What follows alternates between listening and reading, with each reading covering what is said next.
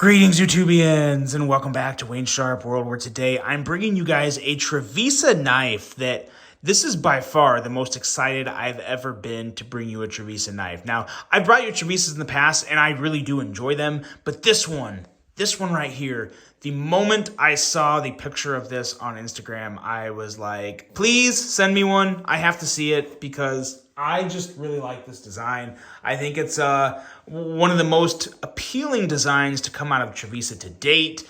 And really happy to bring this one to you. There's something very unique about it. Very unique. To be honest, I don't think I've ever seen it until this knife. And I keep racking my brain to think, but I cannot think of one.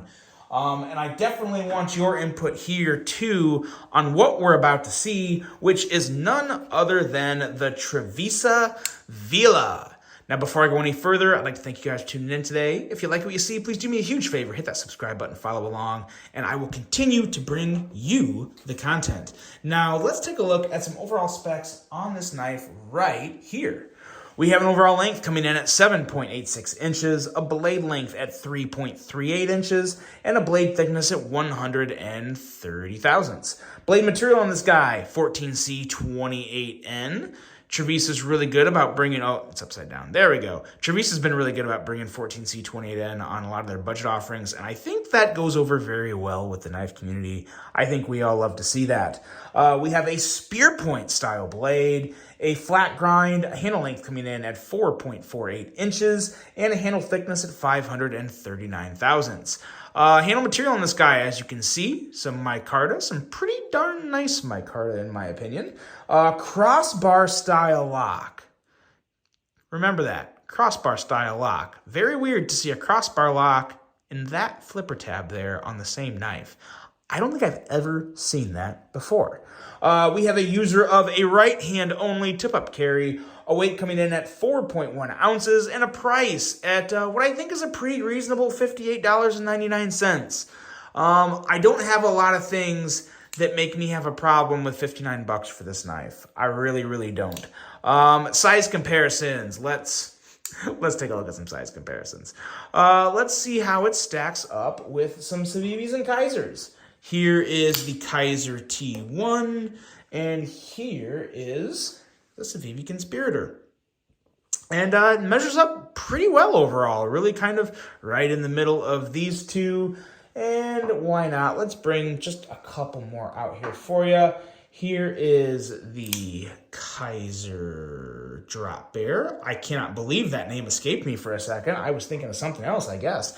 And the CJRB Echo. Let's throw that back out here. The Echo, I feel like for as much as I like to rant and rave about Ray Laconico, and as much as I like that knife, I haven't given the Echo enough attention lately. So we'll bring it out on the table as well for this size comparison. And now we will get it off the table. And we're going to talk about this Trevisa Vila and just why I wanted to get it in hand so much. Now, overall, it was really just the design. To be honest, when I first saw this, I was like, what the heck? This is like Trevisa / Microtech. Like, I saw Microtech in this, and I was like, okay, this is a nice, aggressive, but still just an overall pleasant design. I have to get this in my hand.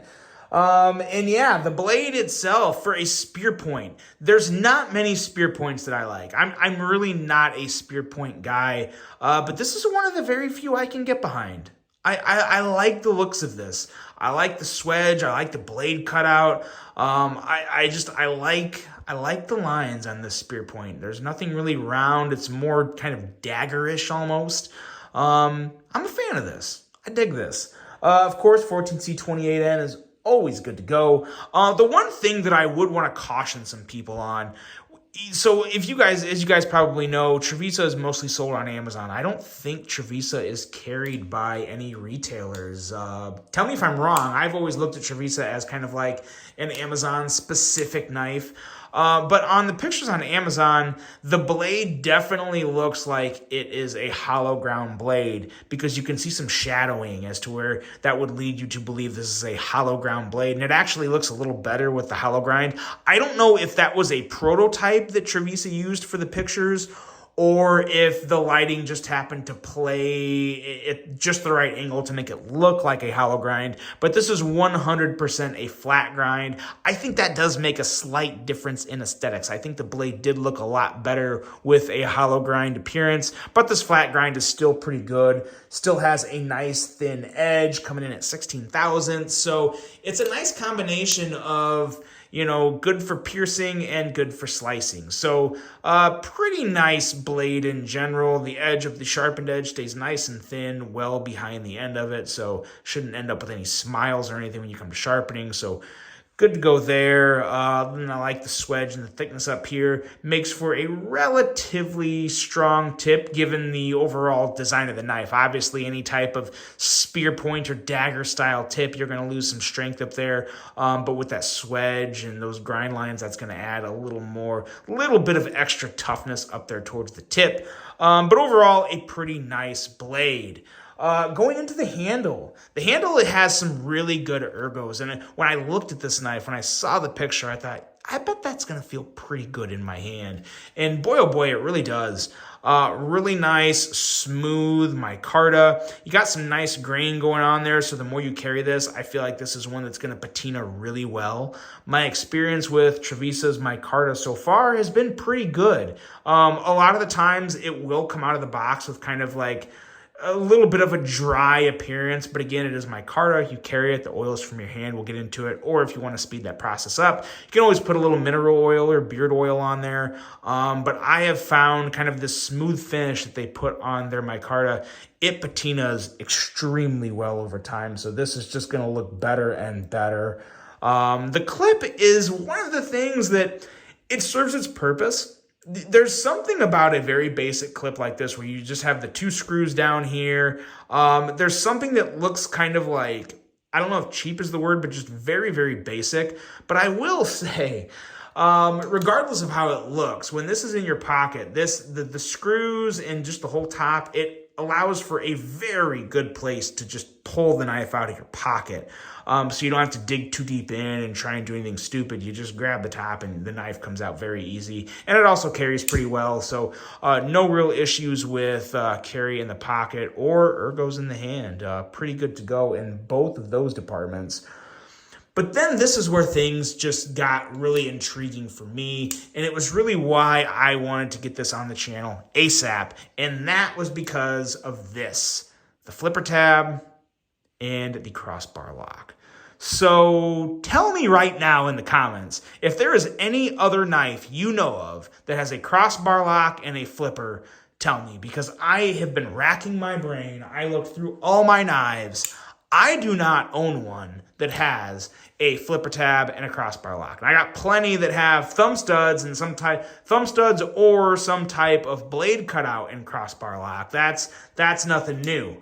But the flipper, the regular flipper tab with a crossbar lock, that is 100% new to me. If you know of something else, tell me, but I don't think one exists, to be honest.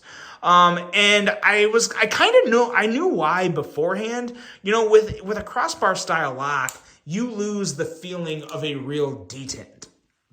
Now, on something like a bug out or a Deca or anything with a crossbar style lock and thumb studs, you kind of get away with that because with the thumb stud being closer to the pivot, you kind of push up more and you get some resistance from the spring in there. So it kind of makes it feel like kind of like a false detent, so to say. But when you're using a flipper, it's very different. Like when you flip this blade out at first, it's kind of weird because there is no detent. There is absolutely no detent. Now, I do think the spring, like once you get past the resistance point and up to like right here, I think the spring does kind of help pop the blade out. It's not assisted by any means, and you can easily fail this flip. You can very, very easily fail the flip. So keep that in mind, but at the same time, a nice solid push on the flipper tab, and this comes out very, very easily. And I'm holding the knife up at an angle on purpose to show you that it's not just gravity. It's not just me holding it upside down and popping it down real quick like lightning. It's just very smooth. It's very smooth. It's a very unique action. Some people may not like it. If you don't like soft detents and you don't like the feeling of no detent, you probably may not care for the action on this knife. But for as much as I like the design and as intrigued as I was with the combination of a crossbar lock and flipper, I am pretty satisfied with this. I think it could maybe get better, but I honestly don't think a lot of companies are willing to take on the challenge of pairing a crossbar lock with a flipper tab. You just don't see it. So I got to give Trevisa some real credit. I got to applaud them for taking this on, because it could have really backfired. It could have turned into a really bad knife that wasn't fidgety, that wasn't smooth, that wasn't enjoyable to use, and they would have just been stuck with a bunch of junk knives. But what they ended up with was a very, very nice, what I think is truly a very, very fidgety knife, very smooth knife, and something different. I think it's something that is definitely worth trying for $59. I mean, you're getting good materials, a good blade, very solid knife, solid construction, and you can find out for yourself whether or not you like a flipper with a crossbar style lock. And I gotta say, I don't know if I can say I'm a full-fledged fan, but I like it. I really like it. I'd like to see more and see what kind of improvements could be made. The only thing that kind of will hang some people up is you can very easily fail the flip because there's really no detent. But the middle finger flick is also really good. It's really enjoyable. You know, this thing is obviously it's running on bearings, so you're getting that real smooth, easy action, and it's a good one for $59. I can definitely get behind this Trevisa Vila. So if you guys want to check out something new that I think looks really good at a solid price, here you go. Here's another one. Don't sleep on this one. If you like crossbar locks, you definitely got to try it. It's a no-brainer. You got to do it.